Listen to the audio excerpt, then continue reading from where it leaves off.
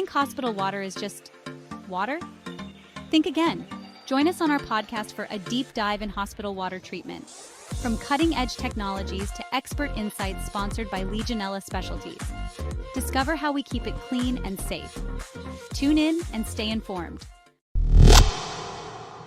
Okay, so you're heading to the hospital, maybe for a checkup. Maybe it's a follow-up after a surgery. Your mind's on getting healthy, not on, like, microscopic threats hiding in the water. Yeah. The hospital water system. Right.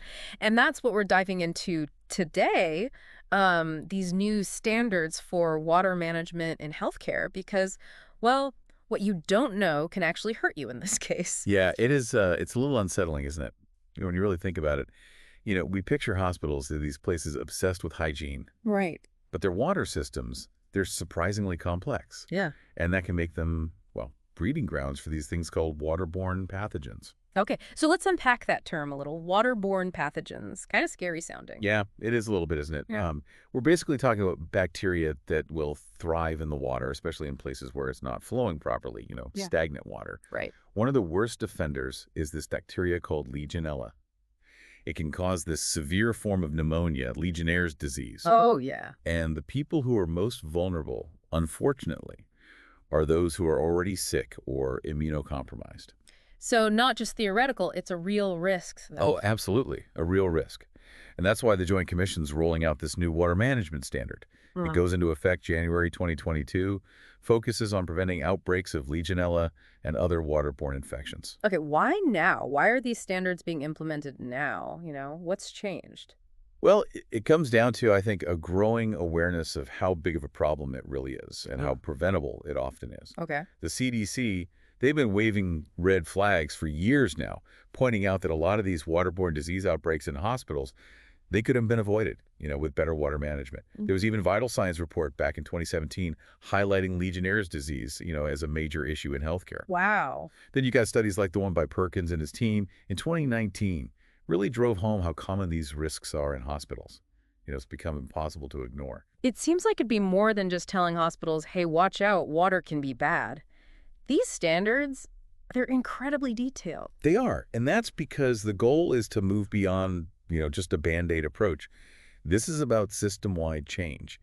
Every facility having a robust, proactive plan in place to minimize these risks. So tell us a little about that. What's actually changing? What are some of these key elements in the new standard? Well, to start with, every facility is going to need a dedicated water management team.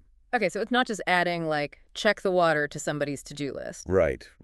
Laughs. Accountability is key here. This team will be responsible for everything. Designing the water management plan, implementing it, the day-to-day operations, maintenance.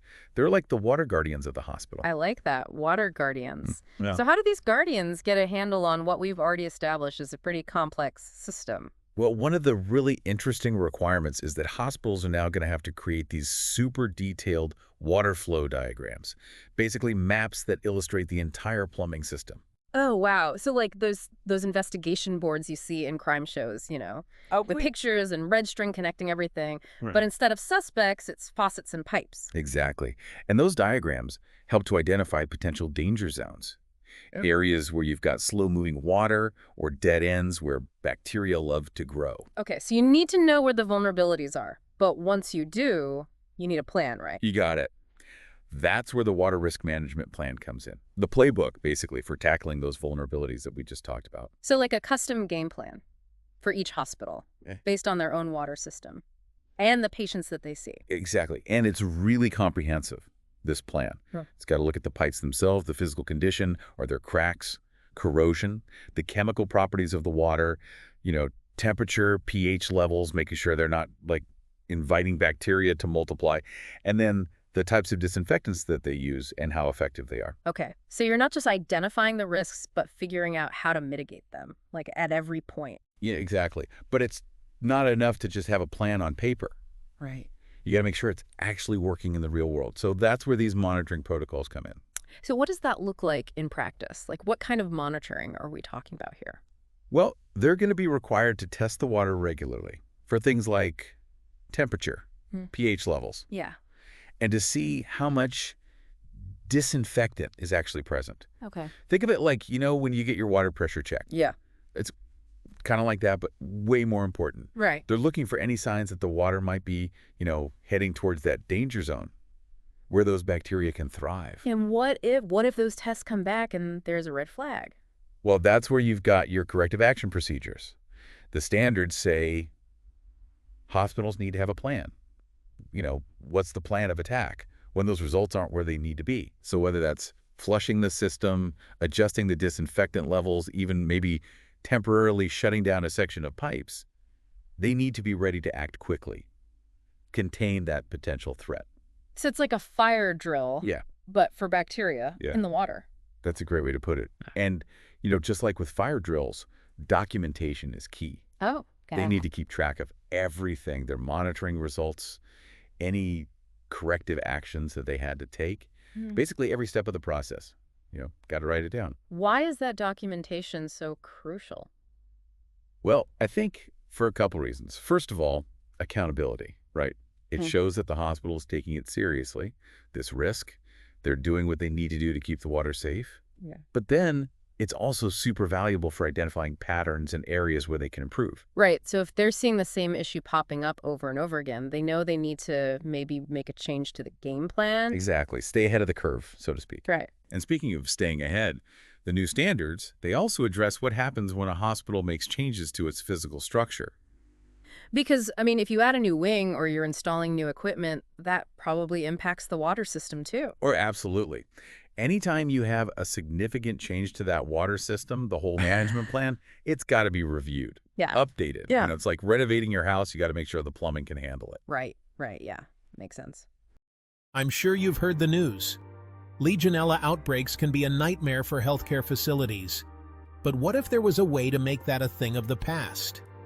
At Legionella Specialties, we specialize in protecting hospital and extended care facility water systems with cutting-edge technology and a comprehensive approach.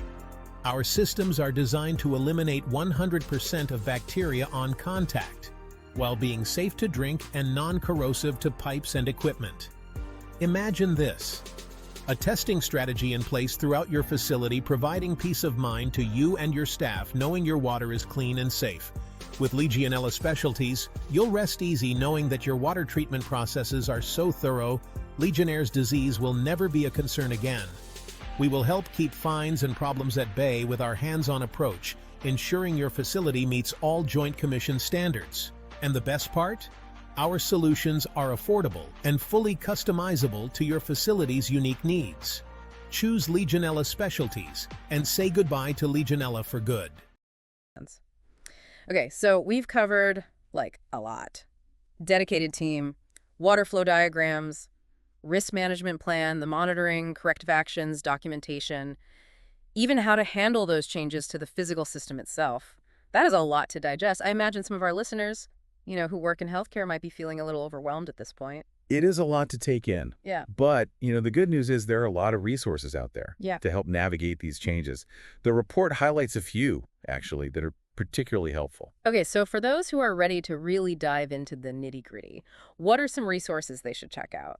Well, one of the most comprehensive ones. It's called HHAA Standard 188 to 2018. It's very detailed, provides very specific guidance for managing the risk of legionellosis in any building water system. Okay.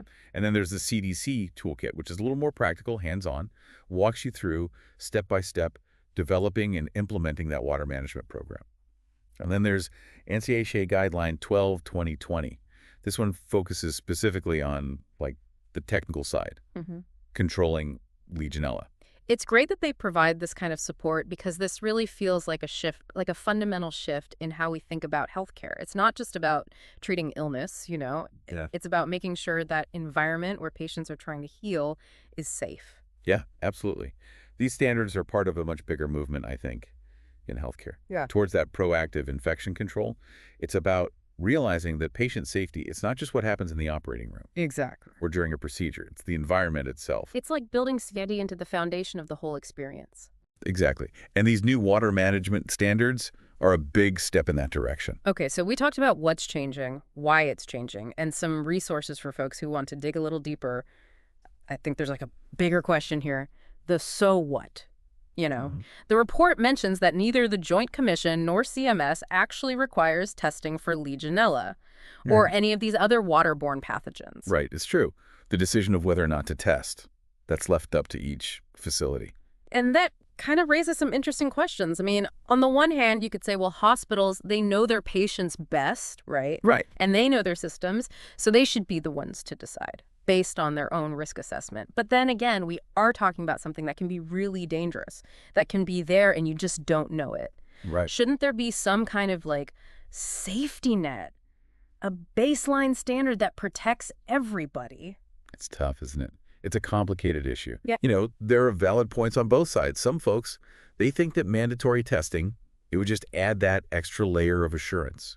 Make sure hospitals are catching these problems before they become outbreaks, you know? Yeah. Better safe than sorry, especially when you're dealing with, you know, patients who are already vulnerable.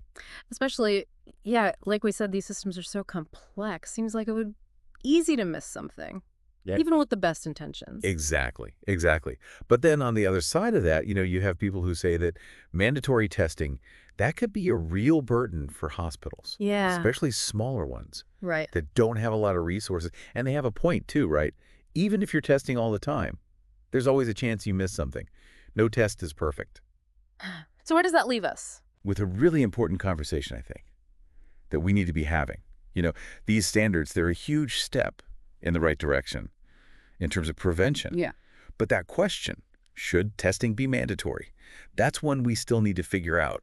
Maybe the answer is not one size fits all, right? Right. Maybe different approaches make sense for different hospitals, different patients. Yeah. It's really interesting to think about. I'll be honest, before we did this deep dive, I had never really thought that much about, you know, the water running through the pipes in a hospital, but it puts it in a whole new light. Doesn't it? I think that's the thing here. We tend to focus on, you know, what we can see, the big obvious stuff in healthcare, but it's those little things, Right. the things behind the scenes that can actually make all the difference. That's so true. And on that note, maybe that's something to leave our listeners with. Next time you're at a hospital, you know, whether you're a patient or visiting, or even if you work there, remember, this stuff matters. Don't be afraid to, you know, ask questions, advocate for transparency. You deserve to know that the place you're in is safe, right? Absolutely. At the end of the day, everyone deserves to be in an environment where they can heal and know that everything is working to keep them safe, even the water. Well said. And on that note, we'll wrap up this deep dive into water management and healthcare. Thanks for joining us.